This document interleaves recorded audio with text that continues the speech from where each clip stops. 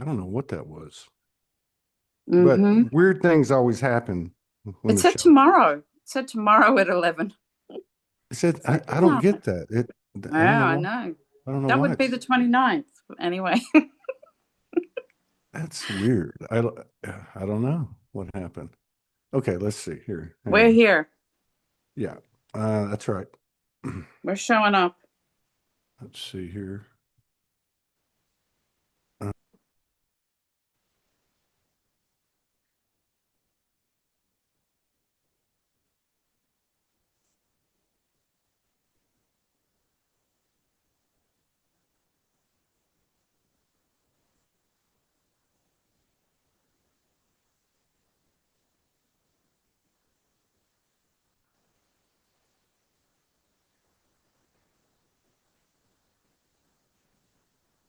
Done and tagged. 9 minutes, fashionably late. Nine, nine, nine. So Raylene's back in the house for our monthly session, and it's good to have you back. You look fantastic. Thank you. Thank you. Lots Thank of you. stuff up. Wow. Yeah, there's some things on the table. I didn't realize that today was the date that Three Eye Atlas is closest to the sun. What I've been getting was the 29th, and I saw a video the other day, and then somebody actually sent it to me as well, and it was talking about the Mayan calendar, the Gregorian calendar, and another calendar that were all intersecting on the 29th. And then also Yeah. remembering something about Three Eye Atlas being at the closest that it would be to the sun. Uh, then we have Japan and Uluru uh, uh, on the table as well, because you've been doing some work over there. But yeah, Yeah. let's just jump in and get started. What do you feel like talking about? Oh man. There's so okay. So I have just got back from Japan, um, which was incredible. And I'd like to speak to that in terms of what's going on at a planetary level, with lots of time anomalies happening on our planet. Um, Also, missing memory. Things are happening for people. Our psychic abilities are really ramping up now.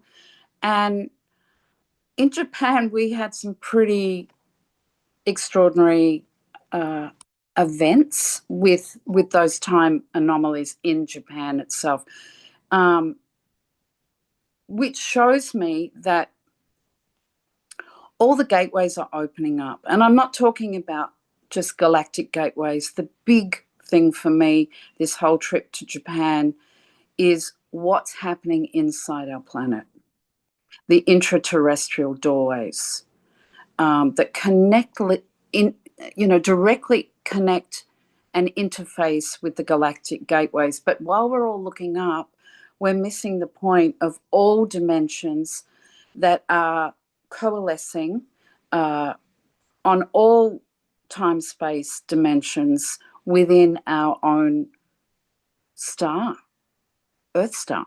Yeah, And so that's that was a big one for me.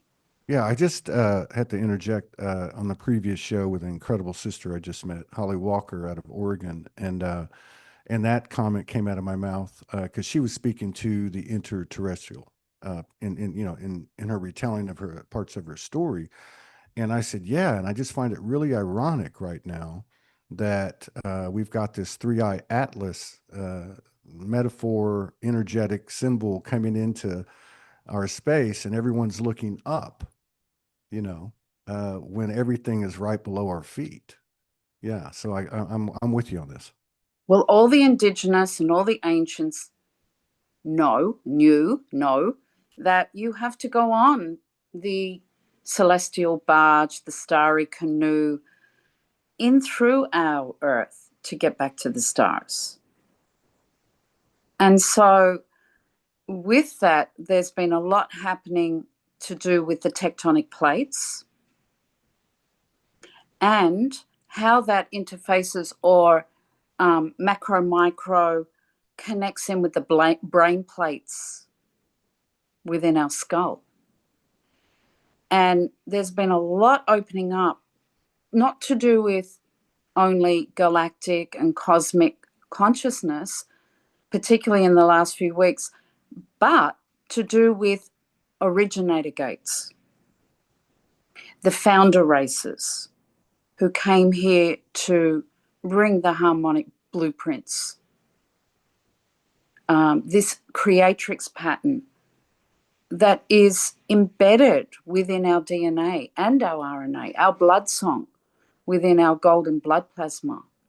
And a lot of this throughout the journey to Japan and Uluru was all about the spinning and the spin path of our blood song, and how our whole body holds the templates for all manner of time. And this was showing up in the field. We'd be working with it early in the mornings for a couple of hours and then going out into the field and actually having so many omens in nature and just signs and all sorts of things just come and confirm everything that we were working with before we went out into the field each day.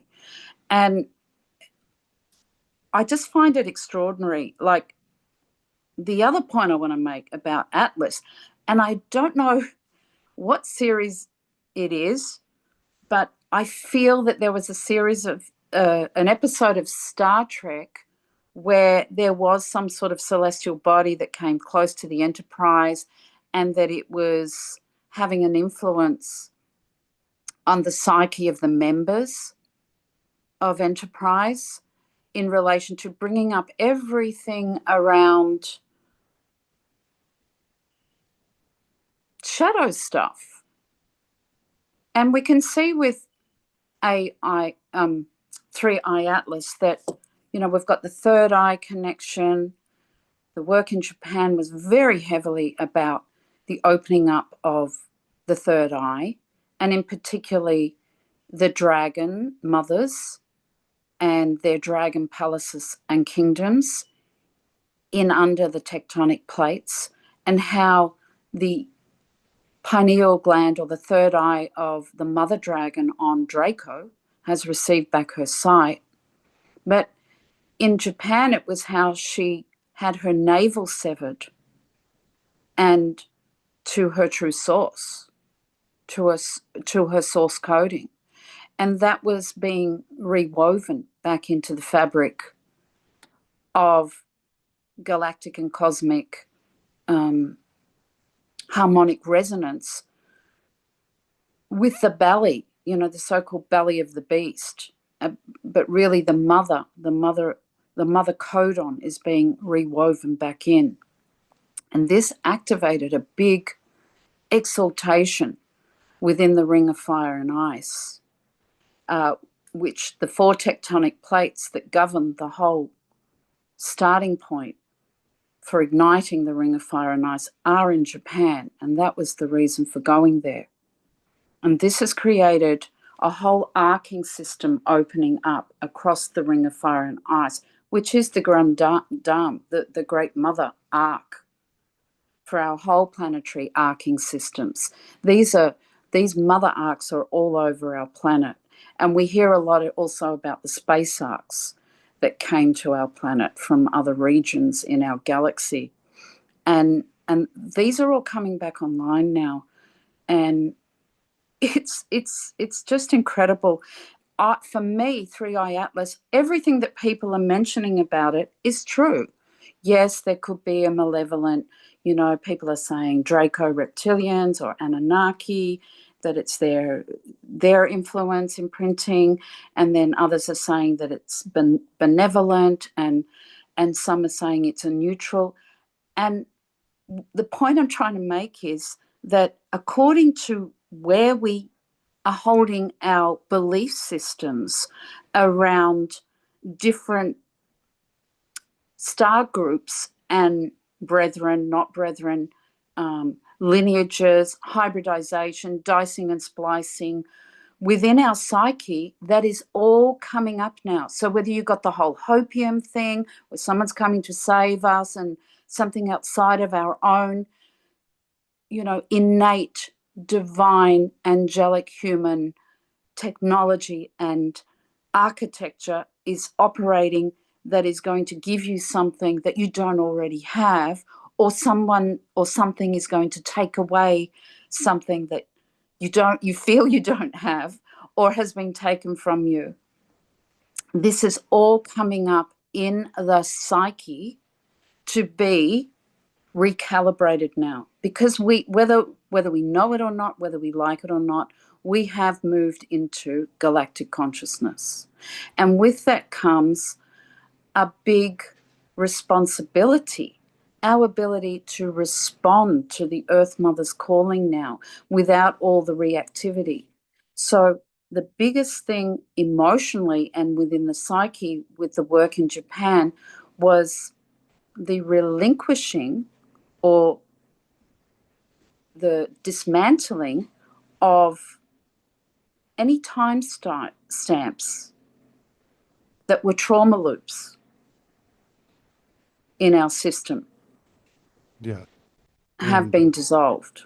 and I guess the patterns that would have been a product of that. My Yes. friend, who I love when she comes on like you, Jenny Schultz. I noticed she put up a video today. It was about a 10-minute and 45-second video, uh, and she was talking about a personal experience that I feel is connected to this, because you mentioned the relationship to the obviously the core of the earth, but also the skull, and the things that have been happening there. I've heard people talking about it. I've experienced some. Uh, it was even experiencing it as you were talking about it on the right side of my head. But anyway, what she talked about, she said it was a very honest um, transmission. She said, I just realized, because she's very lit. Um, she said, I just realized that there are old versions of me that are coming to the surface, very much like what you're talking about. Call it the shadow, whatever you want to call it. She said, there's these old versions of me that have been, like scattered across my timeline.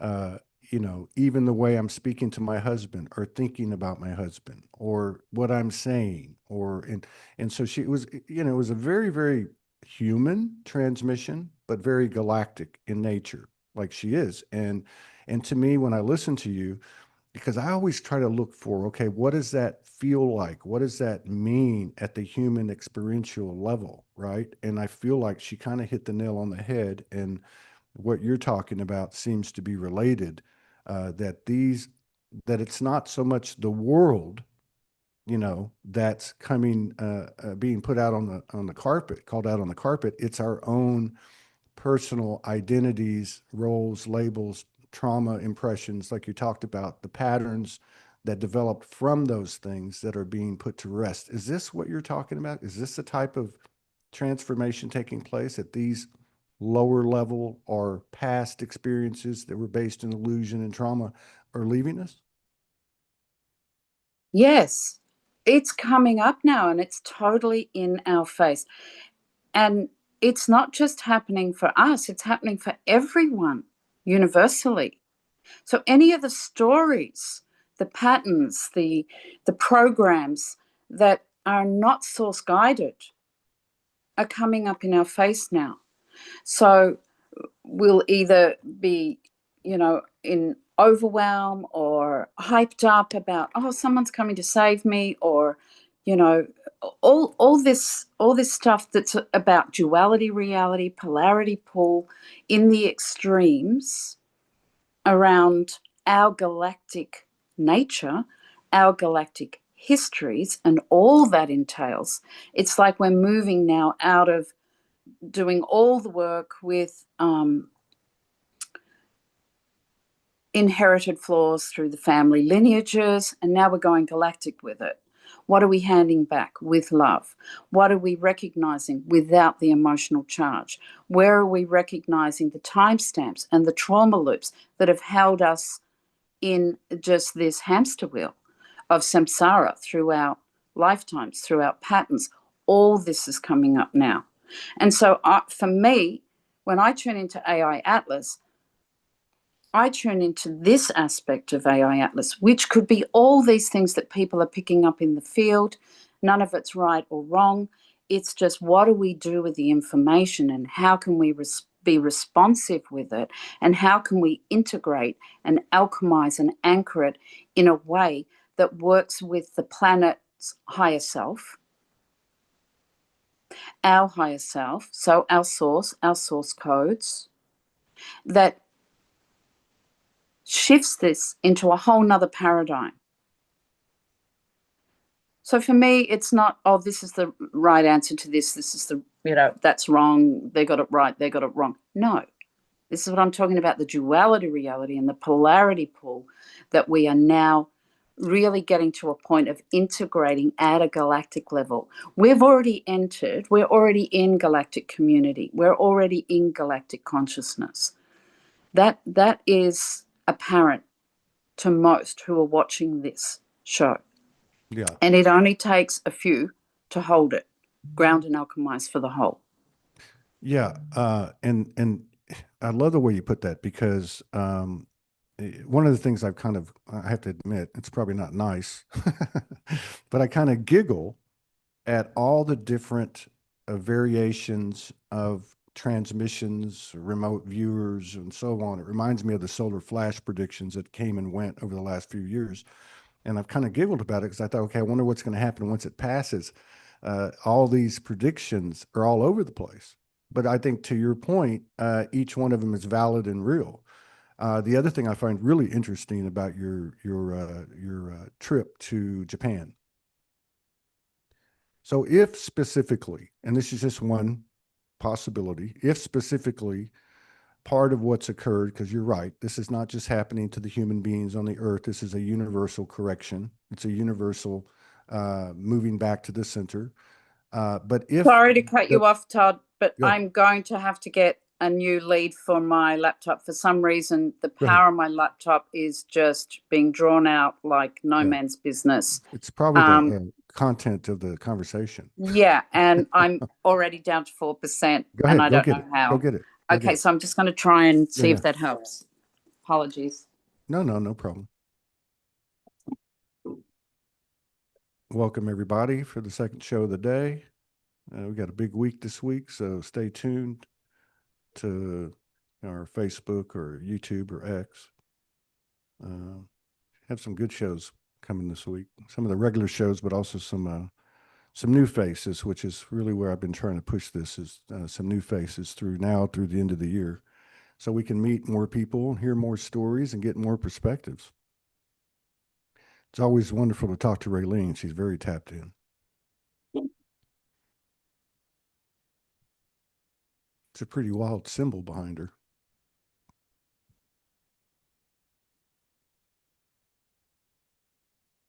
Here we go. You back? Wow.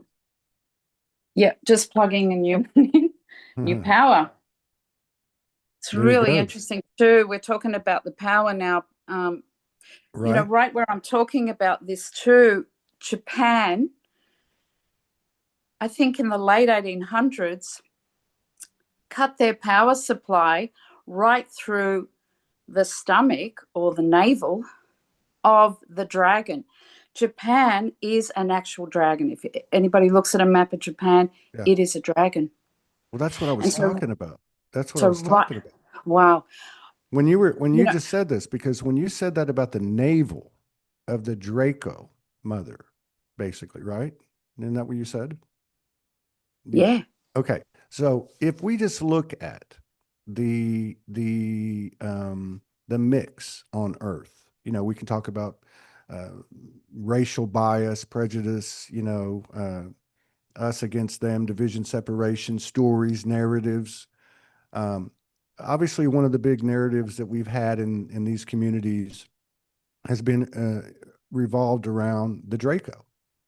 But who's to say that any of us, all of us, were not affected by the same misalignments, by the same experience, by the same tampering, or whatever the case is?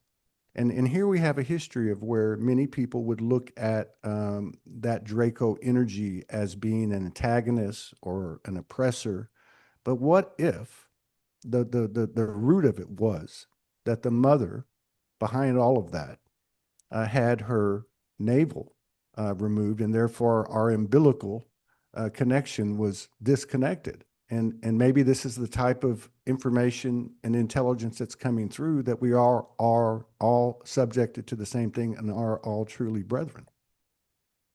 Thank you. Well, yes, absolutely. Absolutely. And we've all been spliced and diced. And this shows up in certain markers within the telomeres, which is another thing that we were working with in Japan. And that is, the telomeres are like, the plastic end caps on our DNA, like shoelaces. And they've shown that telomere caps have been spliced and diced, and they're in the central part of the shape of the telomere. And we know that we are a hybridized race. We know that. We know we're coming from all different species here. But we have a mother codon, and that mother codon is from Lyra. And that holds the codon of all the galactic species within our sector. And Yeah, so and with that I'm just curious. I'm just curious, real quick, because I've heard different things, and I'm feeling what you're saying. But I had heard or understood or seen or whatever that the Lyra, like you were saying, from Lyra, the original was created, the humanoid, um, and that all came from that. Is that what you were saying? Mm-hmm. Okay. Okay. Go ahead. Yes. And so that mother codon is what has been ignited through the mother arcing systems of our planet and the great ring of fire and ice. So a lot of the ancient technologies, but I would like to say the primordial technologies from the founder races, are back online. And it's extraordinary what's going to be happening and what is happening with our bodies as incredible systems. Everything in our body actually controls time, reality, dimensions, space. This is why I say with Three Eye Atlas that everybody is having a different viewpoint because of what's been flavored or what's been colored with their timestamp trauma loops around galactics. And so this is going through a big clearing out in your face now. Or even the hopium stuff, which is the other end of the stick, but same shit, different packaging. Now, You what know, is that? Is that Hopi? As in Hopi, or what are you saying? hopium. The hopium, the overjoyed and Oh yeah. euphoria Oh, around. I got you. I got you. You know, coming to beam me up, Scotty. Rescued. Somebody's going to come and Yeah. negating the innate architecture, which is what we've all come here. We've been there. We've done that. We've been all over the universe and back on a merry jig. We've signed up for coming here and anking and alchemizing the fullness of our founder race technology. And for some people, that scares the shit out of them to know, full accountability now and also, wow, recognizing and living in what this system is. This body is incredible. And yes, benevolent and malevolent beings who have not signed up yet for exchanging alchemically with the codes of the Gaia Galactica, our beloved Earth Star Mother, the elemental and molecular restructuring that's happening within our bodies now with what she is moving through the birth canals of our planet is phenomenal. We are going along for the ride. We're made up of the same elements as her. Everything that is happening with her is happening to us. And it's happening at such a rate of knots. Our little brains and our minds, where we're choosing to place our consciousness within certain frequency bands of dimensionality, are being shifted out. The rug's being pulled out from underneath us, the carpet. So we have no choice but to surrender in this moment, because those choices have already been made by us. Yeah, it's like the human, well, how do you even word this now? Well, like you said, the trauma loops, the trauma imprints, um, the patterns and behaviors and belief systems. Um, there, I love what you said a minute ago about the accountability thing. It's interesting watching, particularly at this time, watching, watching the communities, watching the dialogue in the communities. There's a lot of, I want to hold something else accountable, like the government or the Republicans or the Democrats or Russia or Israel or the Dracos. But this accountability you're talking about is actually what you said being put in our face now. It's our Yeah, own accountability yeah. that is necessary for us to be able to take on the responsibility that we will be uh, achieving, I guess, or gifted with as a result of these experiences that are coming to a culmination. It's not even that we will be. We already are. You know, this we're eternal light beings. We are eternal light souls. This is not something that we have to wait for. This is something that we are innately. And this technology is that with our minute free will, and God knows we're using it, we are choosing the timing of this for ourselves. But it's a done deal, no matter how we choose to delay or sidetrack, as I say, go on a merry jig all over the universe. And we can see that even with, the who's who in the galactic zoo, that there are major changing of the guards and major changing of the personalities, the egos. Everything is going through a restructuring and a reordering. And not a blade of grass moves without the sanction of the divine. So, and it's like we're living in the twilight zone all the time now. All the time. I got on the plane to go to Japan. I was in the exit row. They reconfigured the seating so that it was even on both sides. It was about to take off, and then suddenly this guy walks down the aisle out of nowhere.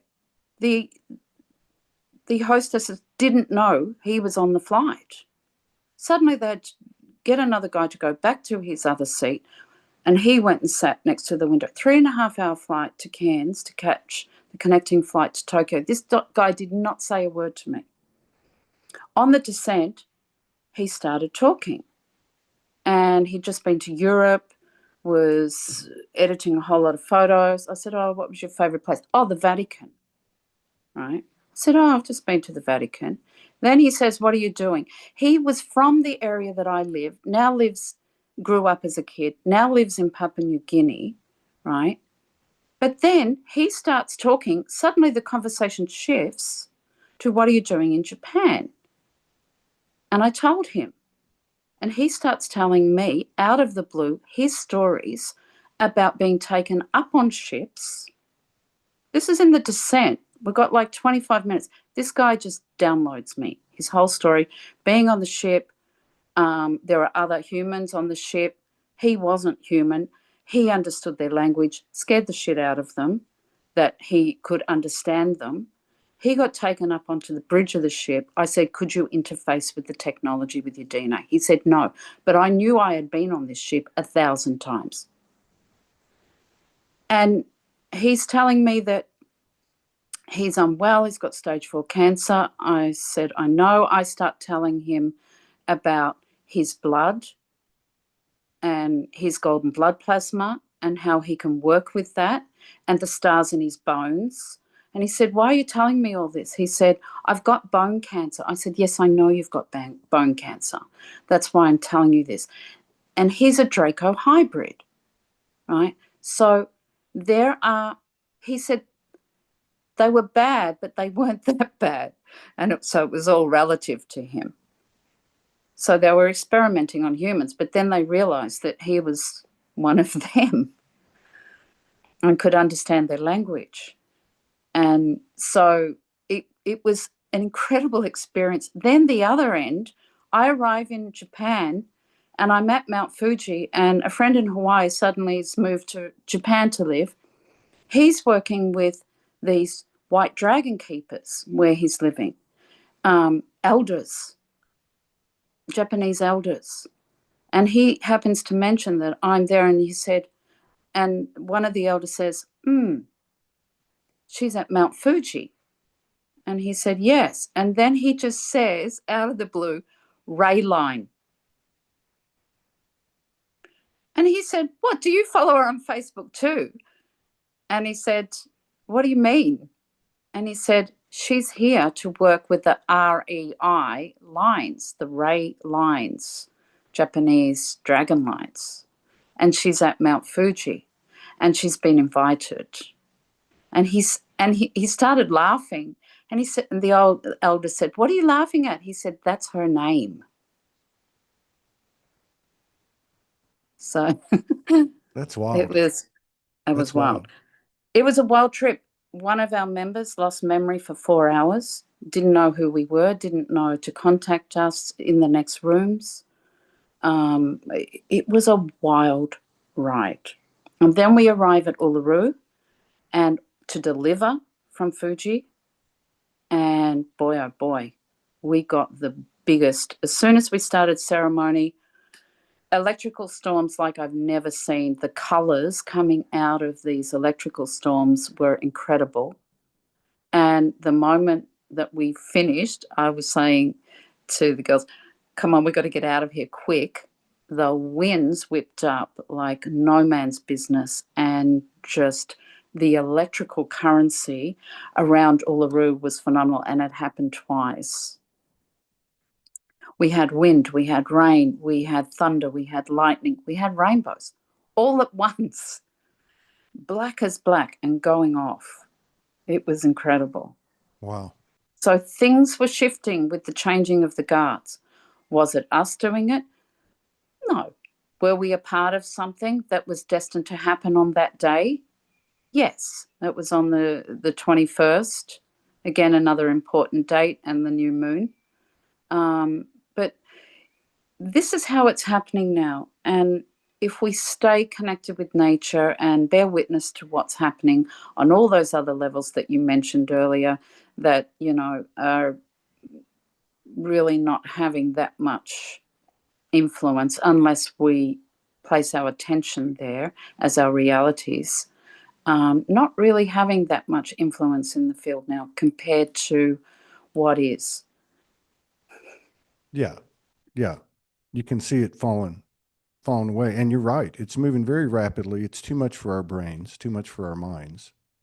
I mean, I don't slip into the mind too much anymore, but I notice when I do, it's very loud, it's very obvious, and I just, am directed to go back into my heart, whatever, however you want to put that, but to literally make your decisions from the heart. What am I going to eat? Well, I'm not going to eat from up here. I'm going to eat from my heart, what I feel like eating, or whatever it Exactly. may be. And then the other thing too, in talking to the guest prior, talking about the relationship, macro, micro, what's happening internally, what you're talking to this gentleman about, and everything that what is in the body, what that amounts to. And then just thinking of the last couple of days of shows too, where people were talking about what's underneath the earth, the caverns, the civilizations, the fuckery that's going on, the nasty stuff, and many other things too. But again, to your point, this is all located within us. You know, we haven't seen the extremes presented to us. You know, in terms of, let's say, child trafficking, sex trafficking, hybridization, things that are really introduced in mass scale to the populace. There are people that have a beat on it, obviously, but this is stuff inside of us. And I love what you're saying too, and what she was talking about, because the reality is, we have this built-in conditioning that it's all based on this particular incarnation, which I believe is a summary incarnation of all of our incarnations, basically. And yet these things, these trauma, what did you call them? Trauma timestamps. Yeah. These things are not the amount of them that are from this particular incarnation are minuscule. This is the galactic lineage of the, you might say, the human species, you know, Yeah. or whatever Um, that may be. It's all inside of us. It's coming out now. Mm. it is. And I love the whole thing with the three eye atlas, because Atlas is a double star within the Pleiades star cluster. So it's located on the shoulder of the bull. So we can see the whole Atlas complex carrying the weight of the world or the cosmos on our shoulders. And, you know, being that bullheaded about it, that it's my burden to carry, it's my burden to bear. All that is being lifted from us now. And this is why I talk about the reactive and moving out of the reactive, of the trauma loops, and, you know, the emotional hook-ins, and moving more into responsiveness and responsibility, coming from full accountability, from our own sense of self in relation to, um, our godhood, the God force. But the wonderful thing about that part of the Pleiades is that it holds Alcyone, and Alcyone is a central sun that houses all the akasha of humans for their earth walks. So the fact that Atlas is a double star located in the Pleiades, and that Alcyone is seen as a central sun, we're getting a lot of support with clearing out all the motherboard of our living libraries held in Alcyone, related to where we've carried the burdens unnecessarily, and that, or where we've relinquished responsibility, our ability to respond.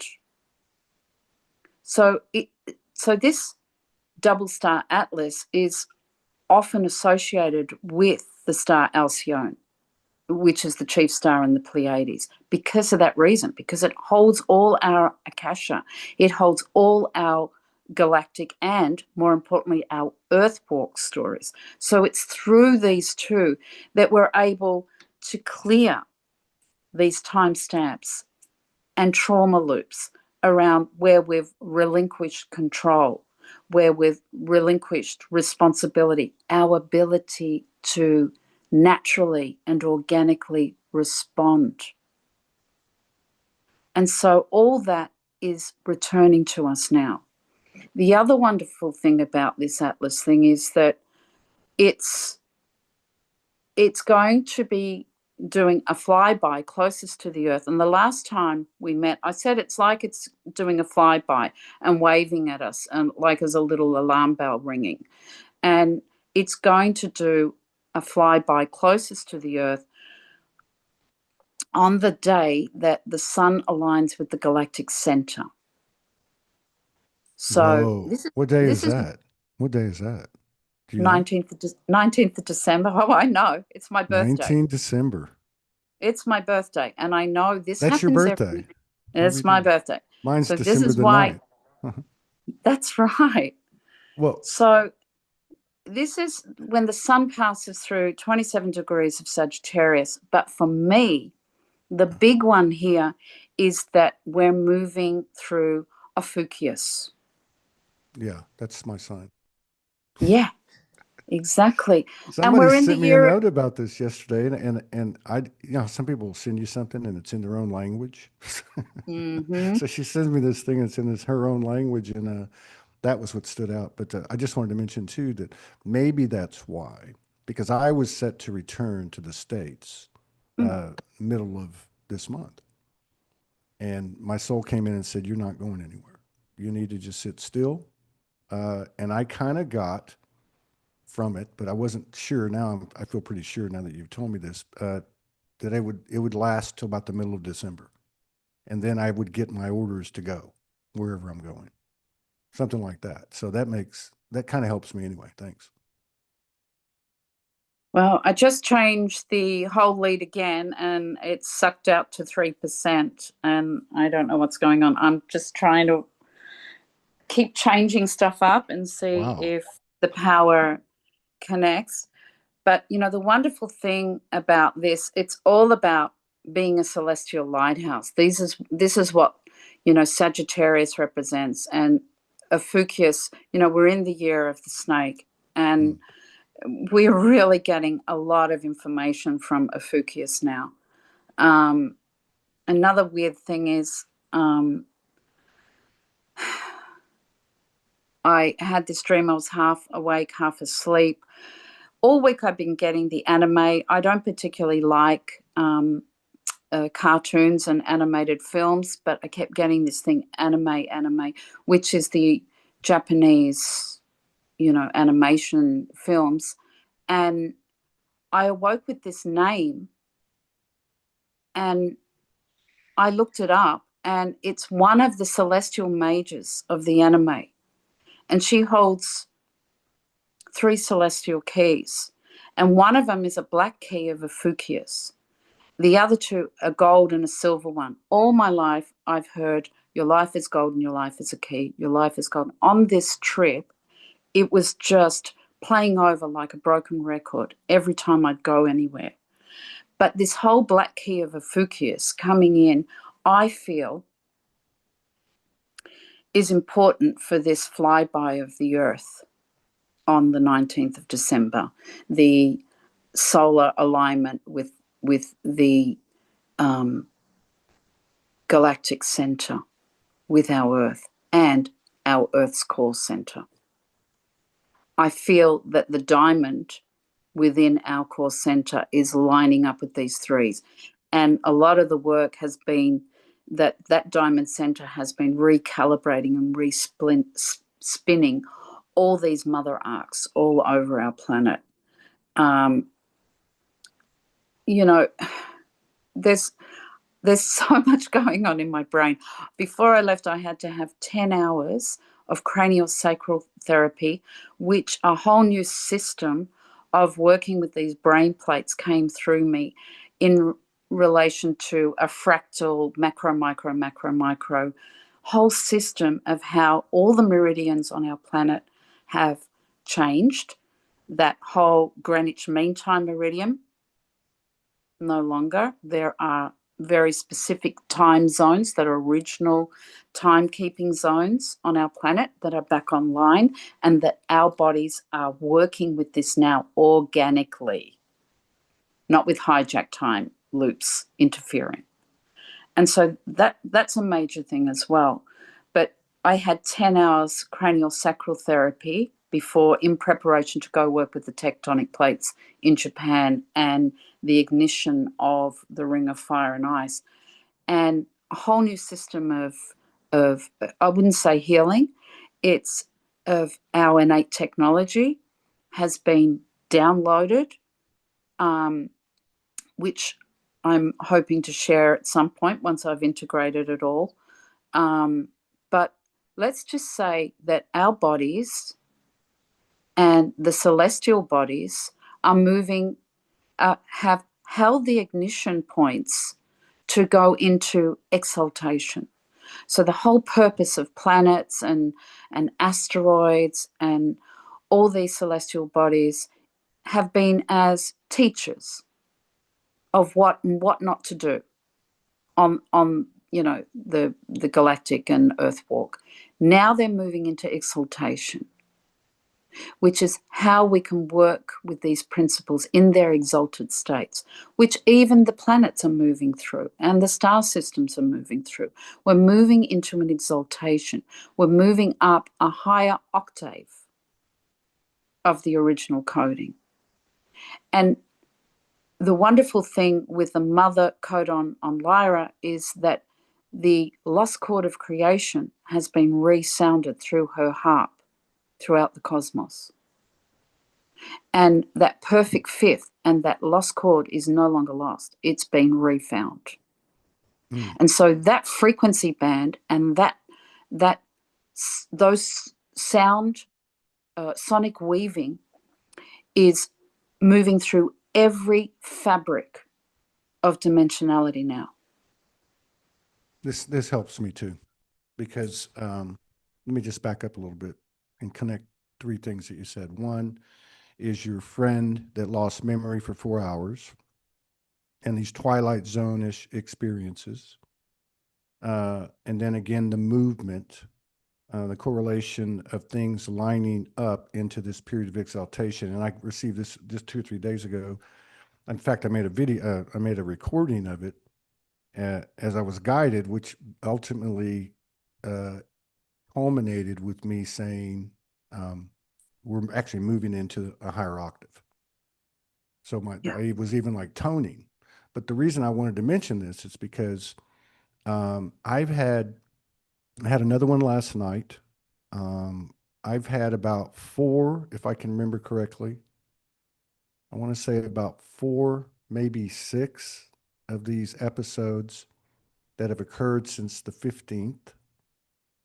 And these would be situations that I would say are, I commune when I walk. So like some people lay down and do a session, which I can do, but I spent my early reawakening walking a lot and in a constant communion. And so what I've had happen 4 or 5 times in these last couple of weeks is I'm in communion, which is normal, and then it moves into a dimensional experience where I lose memory, you might say. I lose kind of cognitive thinking. It becomes very dreamy, like lucid dreaming. My body, I guess you would say, has a mind of its own. If I need to go sleep, I need to go sleep. If I need to go walk to the beach, I need to go walk to the beach. But the weird thing is it's almost, when you said that about the memory, it's almost like I have no memory. And it feels right, and it feels a bit strange, but I'm just wondering if this is the type of effect that you might be referring to, that your friend had, and if you see that might be something that continues. Well, we'd been in a forest that day, which houses, we had to go into 2 caves, a wind cave and an ice cave, which held water memory. So the water memory field, it was very prominent throughout with the plasma. And I knew I wanted to go to these 2 caves, but what I didn't know and what I was avoiding was that these 2 caves were in a forest where memory lapse and suicide occurs regularly. And so there's a whole story involved with this, with what happened. I also had an experience while we were there where all those time dilations related to this forest were going through a big clearing out. It involves a black dragon which had been captured and utilized in certain things which had to be cleared. That night, before the missing time happened for one of the Earth crew members, we were visited by no less than 9 Tic Tacs, arrow-like anomalies, flashing, zigzagging, just disappearing. You couldn't see it with the naked eye, but inside our hotel was this big screen of Mount Fuji that was a live cam from the top of the hotel. We were put in this place. There was a hot spring inside the hotel. There was all manner of things that helped us to make these connections. A strobing white arc-like dome came in the forest. On the screen, you could see everything. An emerald green dome inside the white arcing, and it was interfacing with an electricity pylon that was getting all these plasma and connecting to it, and all this plasma was going back and forth to this electricity pylon. And you could only see it on the screen of this TV screen. That's And it went on for about 15 minutes. Another thing connected to all this with the ET stuff, when we arrived in Uluru, I was asleep maybe 45 minutes. I got suddenly, bang, jolted back into the bed. When I get woken up and I have certain beings from other, let's say, other dimensions or realms or star systems come in and uninvited, my body goes into like a ninja-like state where 1 minute I'm asleep and next minute I'm doing flying kicks in the air. So that happened with my body on the first night of Uluru after the first storm. And then I went, okay, I was sharing a room and I went, okay, I've got to sort of be a bit quiet about this and integrate it. And then suddenly I could feel liquid pouring out of my nose. And I put the light on and the girl was like, oh my God, Ray, like your whole face is covered in blood. So this used to happen to me as a child with these experiences too with ETs, where I would get severe nosebleeds. So something happened. Something happened with these gateways between Japan and Uluru, with these time anomalies, with certain beings that were, let's just say, unable to sustain in these frequency bands now. And certain things that were happening with the mother arcs and the space arcs that switched on humans in general to work with these now with their DNA codings. You know, we know that there's been certain secret space programs that have been utilizing certain human genetics to open up these space arcs so that certain beings can use them malevolently and benevolently. However, we've all got a piece of that open sesame code within us now, and that's a game changer. I'm sharing a lot here. That's And I'm that's still integrating myself. no, that's huge. But it is huge. That's huge. It is I mean, huge. you're talking about, and I can feel it. Like you're talking about, you know, uh, teleportation. I mean, we could be having lunch around the corner, having a coffee and a cup of tea. Uh, I mean, this is beyond huge. Well, Todd, we already are doing this, but our consciousness is placing its awareness everywhere else. Right. Up in the sky, up on what's happening politically. We could be already Right. and there are many, particularly here in Australia, there are many who do that. Yes, I would agree with move that. through the direct connect doorways. And there are, I mean, for example, Kata Judah, which is one of the sisters, there's three major monoliths in that center, not one. And there's a direct connect doorway to Machu Picchu, Yeah, direct from that place. And these direct connect doorways are all over our planet and are part of the arcing systems. But yes, that's just like a nice little trick or whatever. Oh yeah, we can teleport. Yes, we already are teleporting. We're just not placing our consciousness there. But yes, we are doing this because that is part of our angelic human architecture that I'm talking about, and the technologies that are opening up in us that are the guidance systems for all this to come back online now. And more the merrier, I say. And this is also not part of galactic history. This is not part of cosmic consciousness. This is part of the original founder races, direct from the divine, which we are holding the direct lineage, right, DNA, RNA sequencing patterns for.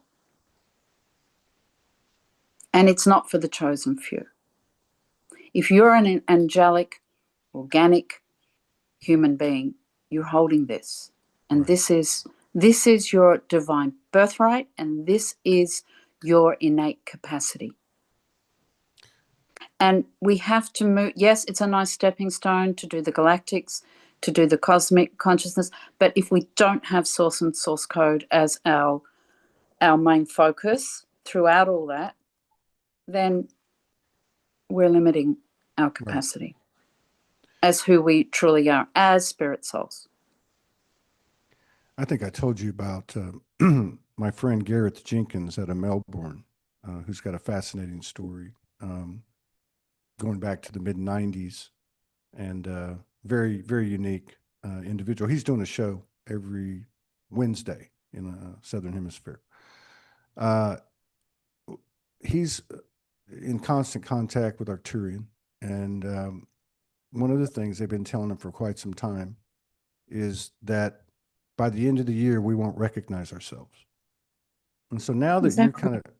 you're kind of filling in blanks for me, which is, this drive by closest to the sun date, and then you have Alcyone, which is the central sun of that particular star system, right? And Pleiades, obviously, the Pleiades connection to the indigenous and our Earth lineage, and then the date of the 19th of December. And then what I've gotten personally was just sit tight for 60 days. Don't go anywhere, because it's almost like I'm being told something has to pass or something's going to change. It's not the time for movement. It's just the time to remain where you're at and plug in. Or I don't really get it all, but you're helping me to connect some dots. So on that those remarks, what are your thoughts on what will we be able to recognize ourselves at the end of the year if this Yes, is a because collective? Yeah. yes, because we're just adding more to the mix, Mm, and we're letting go of the what's not, and we're already working with this. We're the dimensional aspects of self. mm, And so, when we become a conscious player, it ups the ante manyfold. So many are recognizing more of their dimensional aspects here on the earth, within the inner realms, within the oceans. It's the oceans where the arcs are having the most field of influence right now.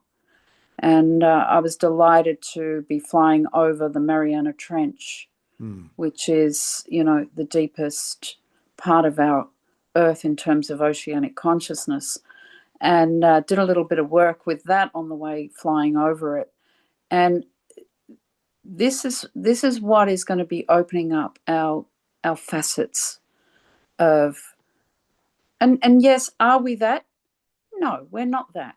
But these are really nice facets that can help us expand our consciousness, move into spherical consciousness, move into working directly with our innate spin paths as they correspond galactically, cosmically, universally, whilst holding our our source coded self.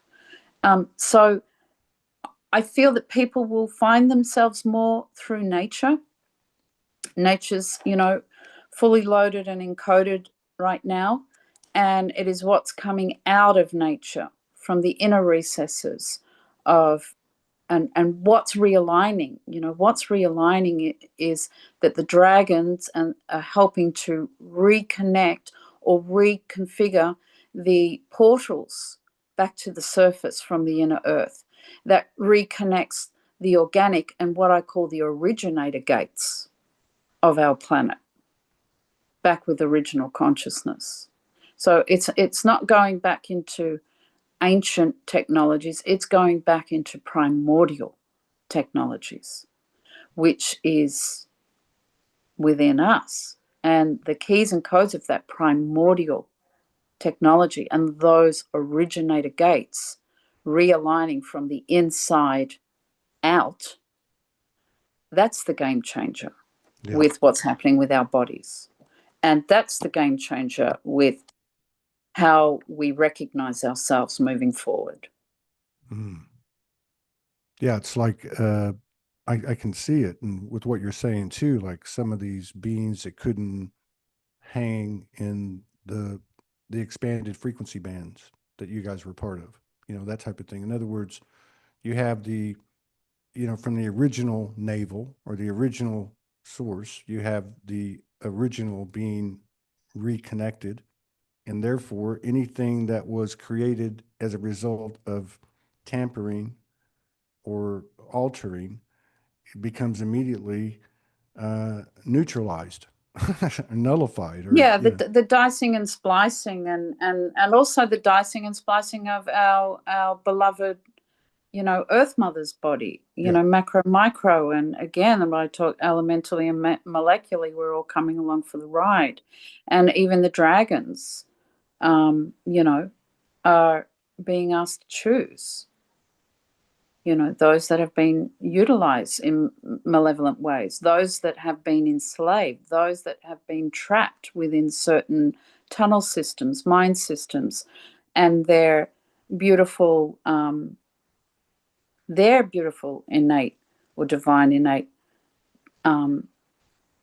technologies being hijacked mm, and utilized in distortions, piggybacking off the organic and the originator, and that's not where it's at now, and that's not able to sustain anymore. So, there has been an ongoing mass exodus occurring with these types for quite some time. But as I say, it's our psyche that mm, is holding the pattern, the holding pattern of the stories and the panic and the fear of what was done to us, what was done to our planet, what was done to the dragons, and perpetuating this. And this is where I talk about 3-eye atlas, perpetuating the psyche with, the, the timestamp trauma loops or the hopium stuff of, being, somebody's coming to rescue me from all this, fear and control and panic and we can see macro, micro, and in the greater story of what's happening within the control mechanisms within exopolitical and mm, geopolitical spheres, and how it's all coming up in our face now. yeah, yeah, And it has to come up in our face because, this is what's necessary now.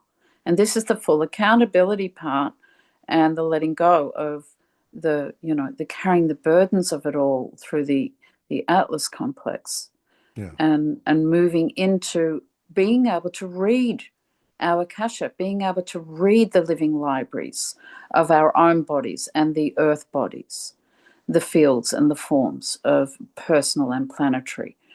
And this is where our consciousness is moving into that expansiveness now, where we can take more of that in without frying out our brains. You know, we're able to hold more of that now, and we're able to let go of what no longer serves within the greater story Without a charge.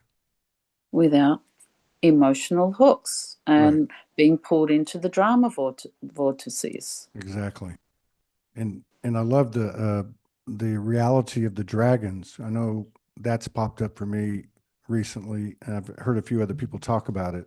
Um, so if they are reconstructing to the primordial original let's say everybody is a dragon, is a gatekeeper of some sort, right?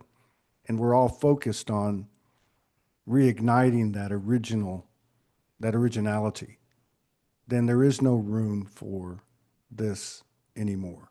This us against them, as you said, the savior victim programming, which is essentially one and the same, externalization. I can't be externalizing my experience in that sense if I'm going to be reconstructing my primordial original blueprint or the gateway that I'm, the gatekeeper of, or whatever the case is. So I would imagine, because I can feel it, that these aspects that are within me, that are in, that I've hold in my psyche, and that as this other stuff becomes available to me, as it is that these dragons within me aren't fighting anymore. I mean, everything took on that impression of that trauma. So somebody became the bad guy. It just depends on who you're asking, right? If you ask the Draco reptilians, that pattern that was developed or whatever, who's righteous and who's not, they're going to say we took their planet or whatever the case is. So all the stories are dying, and this is to me like, as you talk about it, everyone's being affected.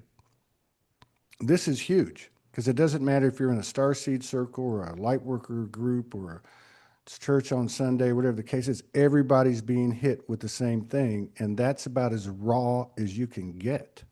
So there's not going to be any mathematical, sacred geometrical computations or methods or processes. This is just getting down into your own shift and restoring your divine nature, basically, and everything that comes with it. Which, I mean, Yeah.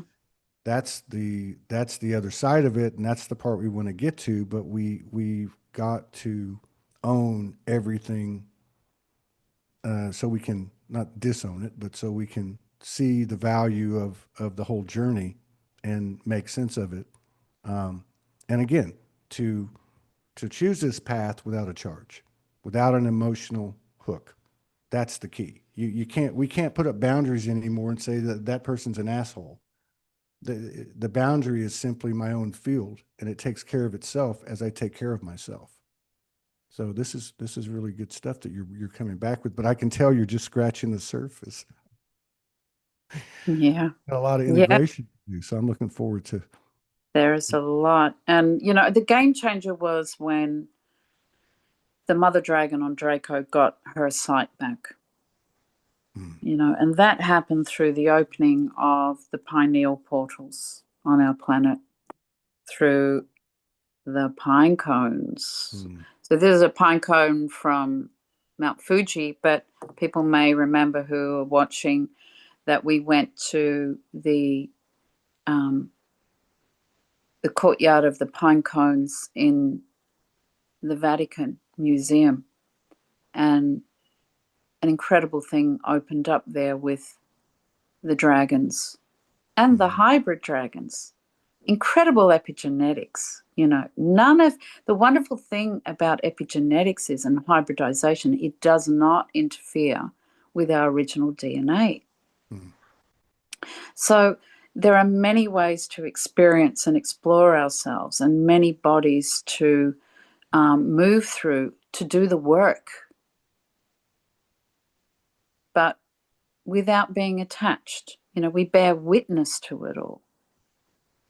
We not just bear witness, but we remain the observer in the field of it all. And the most wonderful thing is with the ignition points now and the opening of the originator gates is that many souls that are here on the earth are here, but they haven't fully arrived in all their glory, their full source coded glory. And so now we are able to not abort mission. We're able to move through the birthing gates of our planetary gateways and portals with ease and grace now, that we don't misconceive of ourselves, and we're able to move into the galactic consciousness that we and the divine consciousness working together without the polarity pull and duality reality, creating the seesaw effect. So exciting times. Yeah. It's a lot to think about. It's a lot to take in. I can usually keep up pretty good, but this is a lot of information. It's a lot of energy. I mean, that you're reflecting. So it's not just your words. It's the people that you went with. It's the energies that you worked with, both earthly and not, or, say physical human form or not. Even some of the, just some of the signposts that you shared. That place, I think I saw the movie, Matthew McConaughey, Sea of Trees in Japan, where people go. That's the Yeah, place. yeah, that's That's the place that I'm talking about. yeah, That's the forest. yeah. So you have I don't you know know, that film. I better have a look at that. oh, you got to watch it. It's an excellent film. That's where we were. That's And an excellent. Yeah. that's the place I'm talking about, where the ice cave and the wind cave is. And I'm thinking, yeah, I got to go to those places. And then I realized, oh, it's that place. And yeah, which I was trying to avoid, but cosmic joke on me. Yeah. Um, wasn't to be. But yeah, quite interesting working with the water memory field in there and the encodements of that water being over 10,000 years. So that was the last fall in consciousness of, the Atlantean timeline. So that was an interesting thing to work with the water memory field inside those caves as well. Yeah. It really feels like that it's going to be continue to accelerate in all ways as it has this year, and even faster right through the end of the year. Like, Yeah, like we're on the ride with our spin path now. We are working in union with the spin path, and that is what's creating the octavation. That's why we're octavating now up the octaves of the spirals of evolution, not revolution, I got you. hooking Yeah, mechanisms. that makes And so, sense. yeah, that's It's the a good game visual. changer now. It's a very good That's the visual. game changer. We are octavating. And this is where this so-called lost chord of creation has been restrung by the harp of Lyra. And this is where a lot of what has been shut down benevolently and malevolently, Hmm. because the consciousness has to match for these things to line up. All these arcing systems work through our DNA. That's how they open up. So when we hit a chord of resonance, that's when things start moving into ignition points around the planet and the exaltation around the planet with our octavating. And it's happening. It's happening. And would you say that at this point today, with what you know, that this octavating is occurring, this octavating is occurring as a result of us being in harmonic collaboration with the spin, right? Uh, Well, is this it is what the founder races are about. okay? Is They, this something that you would say is mostly unconscious in our conscious state, or is it coming online in our conscious state to where we're going to kind of disengage from where we've been putting our focus, where it's going to become more of a dominant uh, frequency or stream coming into us or coming from us? Yes, it's because of what's happening in the plasma fields and what's happening with the water memory field of our bodies interfacing with the planetary water um, memory fields. We're interfacing with sky water, sweet water, salt water, Mm, and we are clever water. We are the ones alchemizing it all. We are the way of water, and this is what is creating the biggest um, changeover within our crystalline cellular memory banks, interfacing with the crystalline cellular memory banks of our planetary bodies, and this is a really big part of the work as well.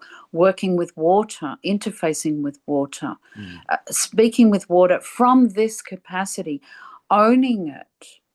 When we go into nature, talk to nature as if this is who we are. mhm. The keys and the codes in nature are now interfacing with the keys and the codes in us.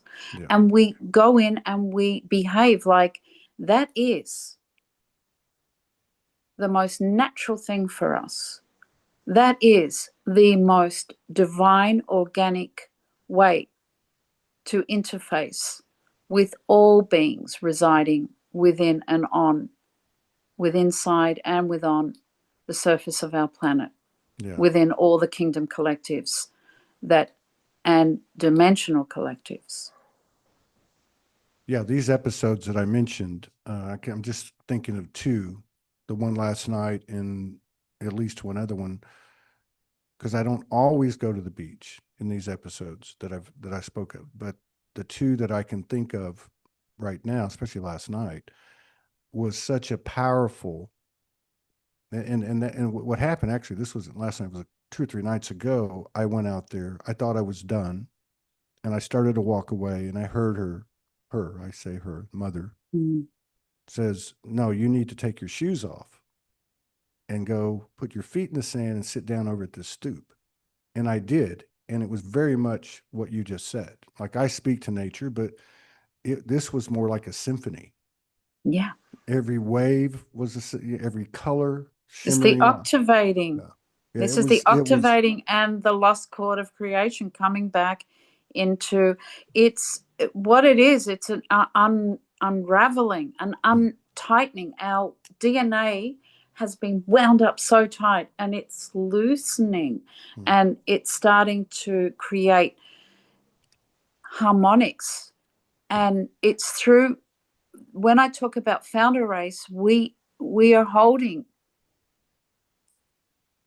the harmonic blueprinting systems for our planet within our DNA.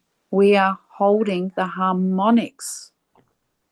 The harmonic blueprints are in us, and they're not a one off event. Like we think that Genesis is a one off event, but outside of linear time, Genesis is perpetually occurring. mm, And so, this is what's happening with the DNA being able to work with the octavating and the upgrading of our systems.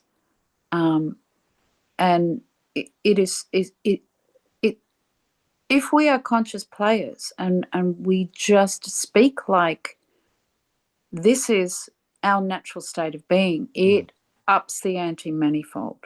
mm. Yeah. Yes, there's definitely something going on. I'm experiencing it right now as I'm watching the screen.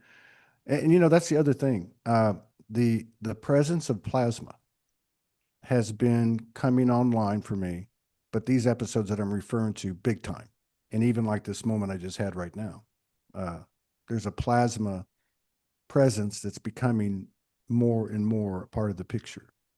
I have to say, like, some of these episodes I've had, it takes all the energy out of me. Not for long, maybe a couple of hours, 3 hours, whatever. But I either nap or lay down, or Mm, it's not mm. exhausting, but I have to stop. Like, oh my God, what did I just experience? Almost like I Well, just the took a long trip. the napping part is when we can work within the consciousness of these fields with our bodies Mm, to their full capacity. mm, So it's like when we go into our recharge stations or our recharge pods, but we can work and bring through the unconscious to subconscious to conscious within, you know, the wakening um, reality of the dream time, interfacing with our so-called personalities experiencing realities and our egos experiencing realities, and seeing how that is those bridging of consciousness, and those bridges are becoming also a lot more strengthened during our awakening hours. But we still need to recharge the bodies and bring through the information in a way that it doesn't fry out our wiring for now, and also that it doesn't overlay overload the brain to a point where we can create um, glitches within the system. Hmm. Yeah, it's a lot. Thank you very Yeah, much. I look yeah, forward to next month. yay! Me too. Oh gosh, what's going to be happening next month? I don't know, I but mean, there's a lot of ones involved, you know, or yes, there are. 11, 11, 11. I guess, yeah, Yeah, there's just a lot of them. There's going to be the 29th will be one. Um, yeah, should be huge. I'm expecting it to be pretty big for myself, at least with the patterns and the cycles that I've been able to that have come into my awareness since June 1st. It should be a very, very big month. Not to say that this one's over because it's not. no, We still got it's not. to. I'm not It's taking my eye off the ball. But gosh, listen, it no, that's right. And you know, the whole thing with this is it's what's happening within the psyche now yeah. Well, that we should listening to be you aware of. and then just watching. Oh, sorry, there's a lag. I'm just realizing that. But listening to you and just kind of reflecting on everything that I see and experience,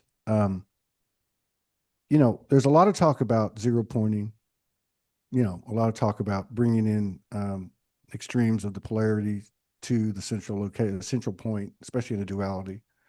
Um, but as I listen to you, I get the feel that inside of me, inside of us, this is a great merging.